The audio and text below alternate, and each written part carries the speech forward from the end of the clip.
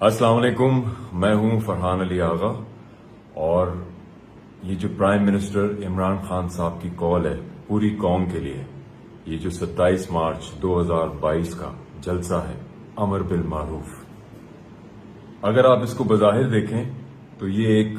سیاسی جنگ نظر آتی ہے، لیکن اگر آپ اسے ایمان اور سچائی کے نظریے سے دیکھیں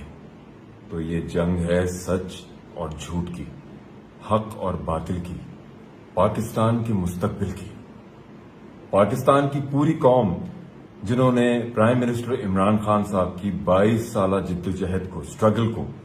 سراہا، ایگنالج کیا اور اپنے دلوں میں جگہ دی، ہم یہ کیسے بھول سکتے ہیں کہ اقتدار میں آنے کے بعد ایک نئی جدوجہد، ایک نئی سٹرگل ہے، سچائی کی، ایمان کی، ریاست مدینہ کے ان وعدوں کی جو لوگوں تک پہنچانے، کیونکہ جہاں کرپشن ہے وہاں اقتدار کے بعد آرام ہے، لیکن جہاں سچائی اور ایمان ہے وہاں اقتدار کے بعد اس سے بڑی ذمہ داری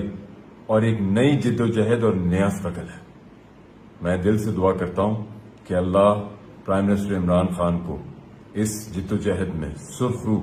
کرے، اور پاکستان کا مستقبل، ہماری آنے والے نسلوں کا مستقبل،